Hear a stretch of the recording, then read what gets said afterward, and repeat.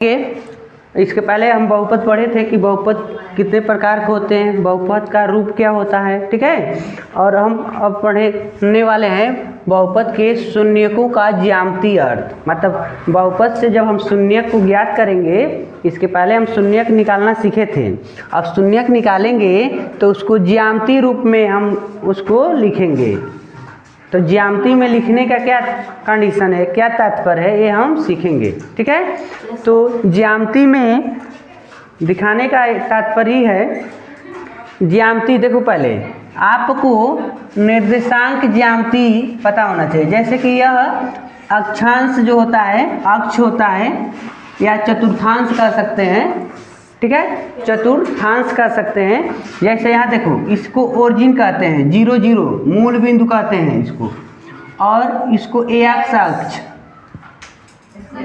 या वाई अक्ष, x dash अक्ष, और ये हो गया वाई डैश अक्ष, ठीक है। तो यह जो हमारा निर्देशांक है, इसी पर जो हमको बहुपद मिलेगा उसको ड्रा करना है, यानी हम दर्शाएंगे। तो इसका यही मतलब है, ज्यामितीय अर्थ होने का मतलब जब हमको जो भी बहुपद मिलेगा तो उसमें चर राशियां होंगी। तो हमने बताया था कि चर राशि का मान फिक्स नहीं होता है, वो परिवर्तित होती रहती हैं। तो उनके मानों को हम निकालेंगे और इन पर दर्शाने का कार्य करेंगे, ठीक है। जैसे सपोज करो, और जो अगर ये ग्राफ वाली आप कॉपी लेते हैं तो इस पर नंबर लिखा रहता है 1 2 3 4 5 6।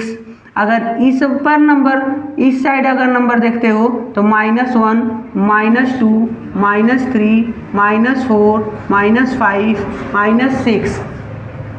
और y अक्ष पर ऊपर की तरफ देखो, x अक्ष के तरफ धनात्मक और x डैश पर ऋणात्मक नंबर को दर्शाया गया है। उसी तरह y अक्ष ऊपर परपेंडिकुलर ऊपर की बात होगी तो धनात्मक होगा, +1 +2 3 4 5 6 7 8। इधर आओगे नीचे की तरफ तो -1 -2 -3 -4 -5 -6 -7, ऐसे नंबरों को आप क्या करेंगे, रिप्रेजेंट कर देंगे, दिखा देंगे।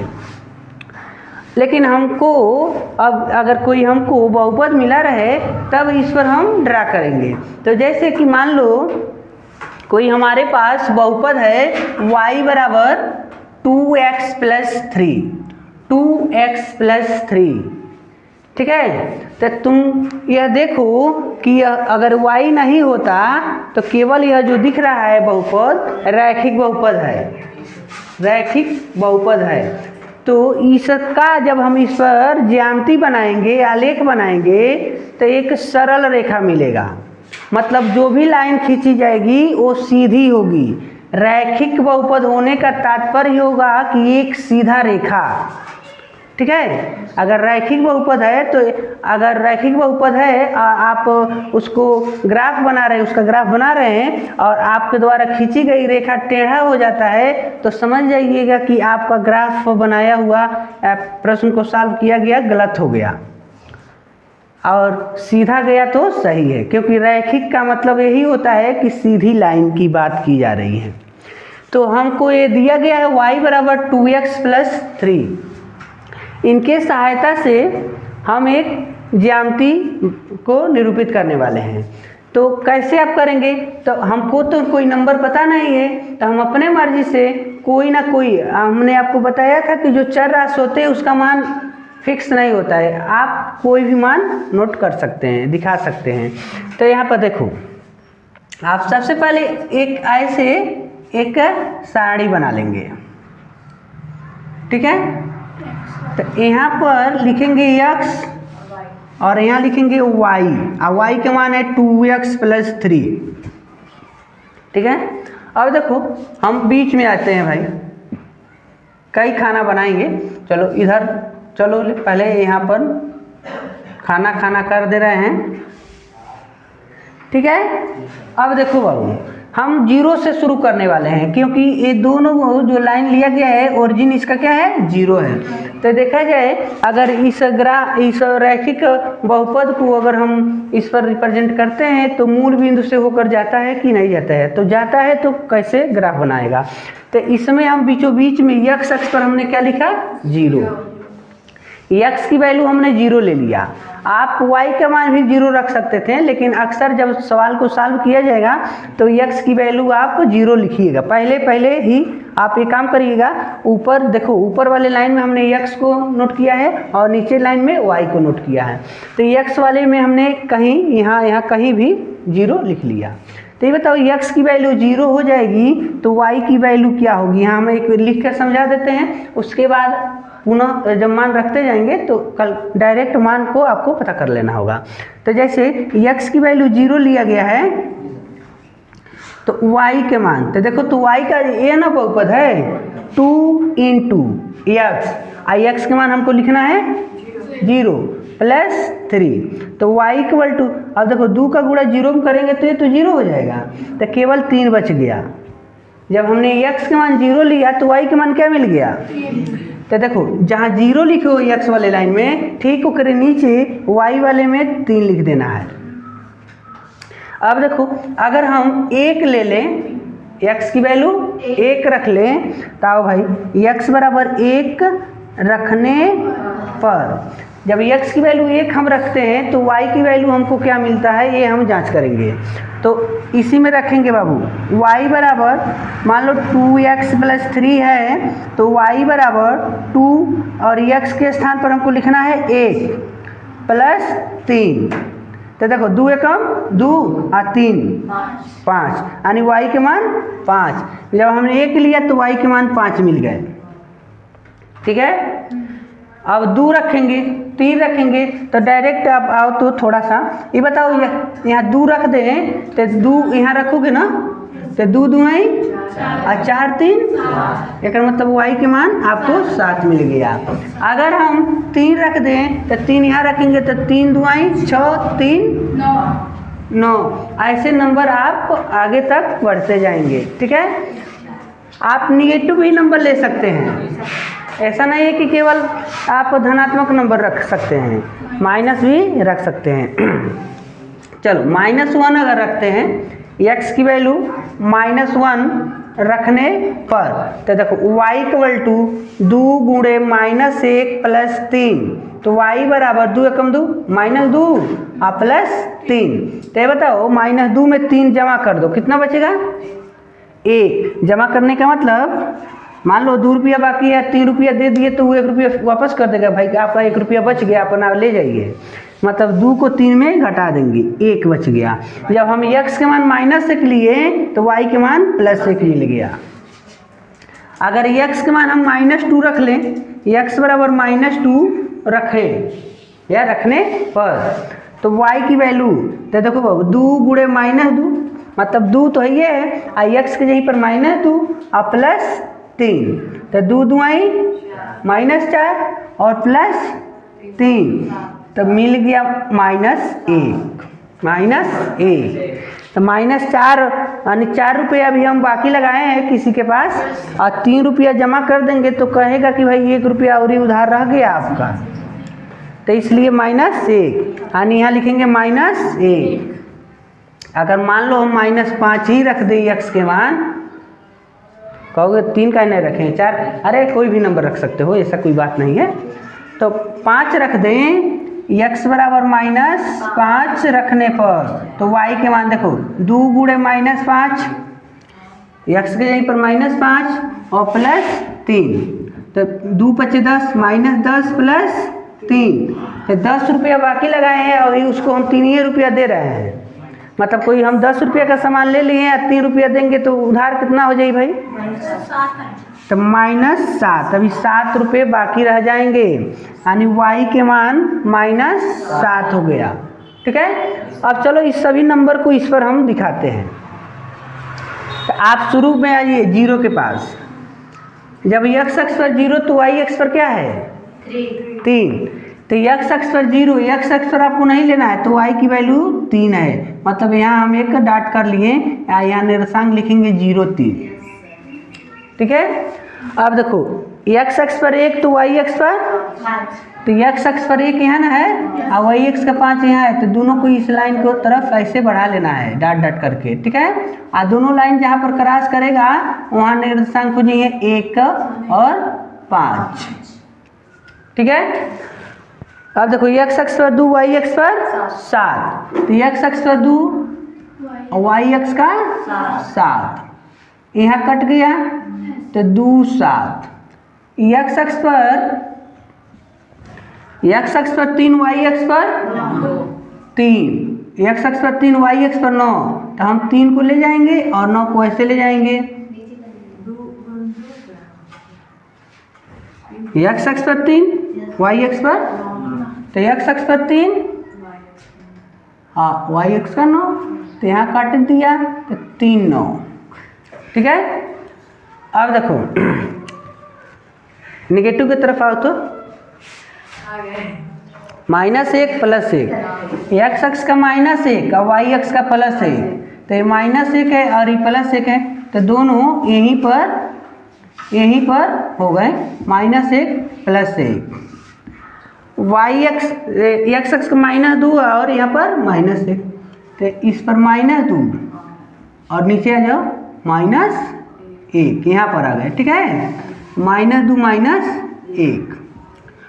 -5 और y अक्ष पर, तो x अक्ष का -5, y अक्ष का -7, यहाँ आ गए ना, तो -5 -7। तो अब अगर इंचल से आप इसको मिला लीजिए, हमारा इंचल टेढ़ा हो सकता है, ऐसा कोई बात नहीं है। और देखो इसको जब आप मिला लेंगे तो ये जो लाइन बनेगी एकदम सीधा सीधा लाइन बनेगा। ठीक है। इसका नाम है y बराबर 2x + 3, y बराबर 2x + 3। तो आपका ये जो लाइन खींचा गया रैखिक समीकरण यही है, एक लीनियर इक्वेशन कर सकते हैं, रैखिक समीकरण, मतलब एक सीधी लाइन होनी चाहिए। आपकी लाइन टेढ़ी हो जाती है तब तो गलत हो जाएगा। ठीक है। तो आपको कहेगा कि ज्यामितीय रूप में, मतलब दिए गए बहुपद का ज्यामिति को दर्शाइए, दिखाइए, तो आपको ऐसा काम करना होगा। अपने मर्जी से कोई भी मान पुट करते जाएंगे, x का y की वैल्यू मिलता जाएगा और इस प्रकार आप सॉल्यूशन कर लेंगे, ग्राफ को ड्रा कर सकते हैं। ठीक है। रैखिक में दे रहा था, रैखिक बहुपद था, बट अब हम लोग द्विघात बहुपद, यहाँ देखो हमने नोट कर दिया है y = x² - 3x - 4। तो इसका ज्यामिति हम लोग कैसे बनाएंगे, ग्राफ कैसे बनाएंगे, यह देखा जाएगा। ठीक है। तो आपको देखो बहुत आसान है, बिना किसी से कुछ कहे एक तो प्रोसेस आपको अपना ही लेना है। यह लाइन आप बना लीजिए, यहाँ पर x और यहाँ पर y, तो इसको कई भागों में डिवाइड कर दीजिए। ठीक है। थोड़ा और बना दे रहे हैं,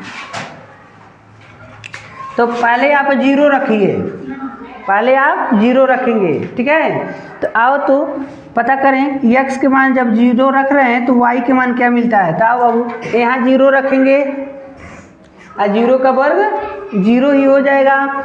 यहाँ -3 गुणे 0 रखेंगे तो ये 0 हो जाएंगे और -4 बच जाएगा।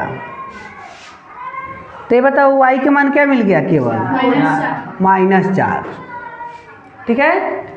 अगर x के मान 1 रख लें, x बराबर 1 रखने पर तो y के मान देखा जाए, चलो यहाँ 1 का स्क्वायर -3 गुणे 1 -4, यहाँ देखो 1 का वर्ग 1 और 3 एकम 3 और माइनस, तो देखो तो -1 दोनों माइनस है ना, तो 4 3 7 -7, तो 1 में 7 घटाओगे तो कितना बचेगा, -6। जब हम 1 में 7 को माइनस करेंगे तो -6, तो यहाँ लिख देंगे -6। अगर x की वैल्यू 2 रख दें तो y के मान देखा जाए, चलो यहाँ रखो 2 का स्क्वायर -3 गुणे 2 -4, तो 2 के वर्ग आ देखो माइनस 3 दूनी 6 और ये माइनस। तो ये बताओ ये +4 है, ये -4 है, तो कट गया। तो y के मान तो आ जाओ भाई, जब 2 रखेंगे तो भी -6 ही आ गया। अब 3 रखो तो 3, x बराबर 3 रखने पर x की वैल्यू जब हम 3 रखेंगे तो क्या मिलता है। तो देखो इसी में रखना है, जो कुछ भी रखो। तो 3 का स्क्वायर -3 गुणे 3 -4, तो y के मान 3 के वर्ग 9, 3 तिरिके 9 माइनस। तो देखो ये प्लस और ये माइनस तो कट गया, बच गया -4। अब आ जाओ भाई, एक बार 4 रख ले तो x बराबर 4 रखने पर तो y के मान, चलो 4 के स्क्वायर x के वर्ग है तो हम x की जगह पर 4 रख दिए, 4 का स्क्वायर, उसके बाद -3 गुणे 4 -4 ऐसे रख दिया गया। तो 4 के वर्ग -3 चौके माइनस, और देखो 16 और 12 माइनस है, 4 माइनस है तो 2 गो माइनस है, तो 12 रुपया और 4 रुपया दोनों माइनस है तो क रुपया हो जाएगा। अरे दोनों माइनस है ना, तो जोड़ेंगे कि घटाएंगे, जोड़ लेंगे, यानी -16। तो ये कितना हो गया, जब हम 4 रखें तो 0 मिल गया। ठीक है, थोड़ा एक बार माइनस रख के देख लें, माइनस भी रख के देखो तो x बराबर -1 रखने पर, तो जब -1 रखेंगे यहाँ पर तो y के मान -1 का वर्ग +1 -3 गुणे -1 -4, तो y बराबर 1 और माइनस 3 एकन्ने माइनस, तो y के मान देखो यह दोनों प्लस है ना, तो 4 आई -4, तो y के मान 0, यहाँ 0। अगर हम -2 रख लें, x की वैल्यू -2 रख लें, x बराबर -2 रखने पर, तो रखो भाई, तब y बराबर -2 यहाँ रखोगे तो -2 के वर्ग -3 गुणे -2, x के जगह पर -2 और -4 आ जाओ यहाँ। तब 4 वैसे तो -4 है, +4 कट जाएगा, तो ही माइनस प्लस 3 दूनी +6, और भी ऐसे रखते जाओगे लांग होता जाएगा। लेकिन चलो इतना ही पर हम लोग बनाएं, देखें कि हमारा जो ज्यामितीय रूप इसका देखा जाए बढ़िया से बन रहा है कि नहीं। इसका इम्पॉर्टेंट बात ही है कि बाबू द्विघात बहुपद है तो x अक्ष को 2 ठहर काटेगा। ठीक है, तो यहाँ देखो 0 1 2 3 4 5 6 -1 -2 -3 -4 -5 1 2 3 4 5 6 7 8 9 -1 -2 -3 -4 -5 -6 -7 ऐसे लिख लेंगे। अब आ जाओ x अक्ष पर 0 तो y अक्ष पर -4, यानी x अक्ष पर हमको नहीं कुछ लेना है, y अक्ष पर -4, तो -4 यहाँ ना है, इनका निर्देशांक हो गई ने 0 -4। अब देखिए x अक्ष पर 1 तो y अक्ष पर -6, x अक्ष पर 1 तो y अक्ष पर -6, तो 1 यह ना है, तो इसको ऐसे लाइन में आएंगे तो -6 यहाँ है, मतलब यहाँ पर हमको -6 मिल रहा है, -6, तो ये हो गई ने 1 -6। अब देखो अगर हम 2 लेते हैं तब भी 6, 2 लेते हैं तब भी ये 6 ही बना रहा है। x अक्ष पर 2, तो 2 लेते हैं तो 2 वाले लाइन को लेकर आओ और 6 के सामने रुक जाना, तो इनका हो गई ने 2 6। एक्स अक्ष पर 3 लेते हैं तो वाई अक्ष पर 4 माइनस में, तो 3 तो -4, मतलब इस लाइन के सामने हम खड़े हो जाएंगे। 3 माइनस एक्स अक्ष पर 4 लेते हैं तो वाई अक्ष पर, मतलब यहीं पर नेगेटिव की तरफ देख रहे हैं। एक्स अक्ष पर -1 तो वाई अक्ष पर, तो -1 यहीं पर रुक जाओ, क्योंकि इसके बाद तो मतलब वाई की वैल्यू 0 ना दिया है, वाई की तरफ नहीं बढ़ना है। -1 0।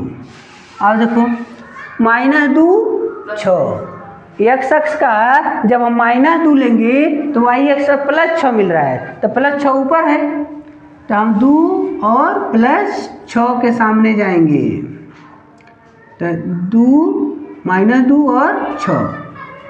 ठीक है, थोड़ा यहाँ पर तनी एक नंबर ले लिया जाए भाई, तो तनी 6 ले लो तो देखा जाए, तनी हम चाह रहे हैं कि इससे ऊपर भी ये बढ़े, देखा जाए कहाँ बढ़ रहा है। अगर हम 6 रख लेते हैं इसके पास, तो y के मान 6 के वर्ग 36, -3 गुणे 6 -4, तो 36 और 6 3 18 -4, तो 36 आई 22 हो जाएंगे ना, दोनों को जोड़ लेंगे, दोनों माइनस है तो इसमें घटाओगे तो 4 1 बच गया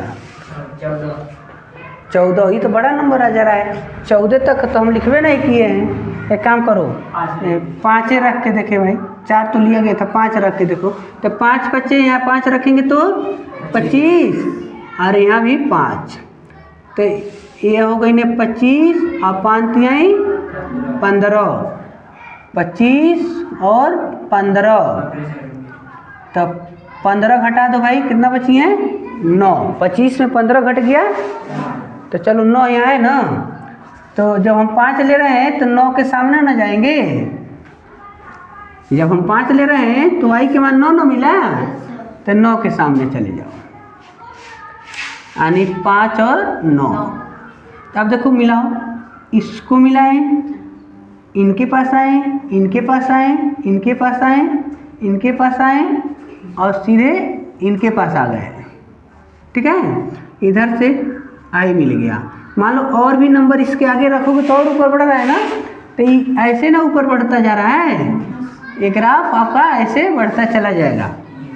ठीक है, तो यहाँ पर ही देखना है कि ये द्विघात बहुपद था, तो यह ग्राफ एक्स अक्ष को 2 ठोर कट रहा है ना। अगर 3 घात का बहुपद होता ना तो ये ऊपर जाकर कहीं घूमता, फिर से आकर एक्स को काटता। जितने घात का बहुपद रहेगा एक्स अक्ष को उतने बार काटेगा। तो आपको एग्जाम में अगर आता है तो भी ऐसे सॉल्व करना, नहीं आता है आप घर पर ऐसे सॉल्व करिए। वीडियो अच्छा लगा तो लाइक करिए।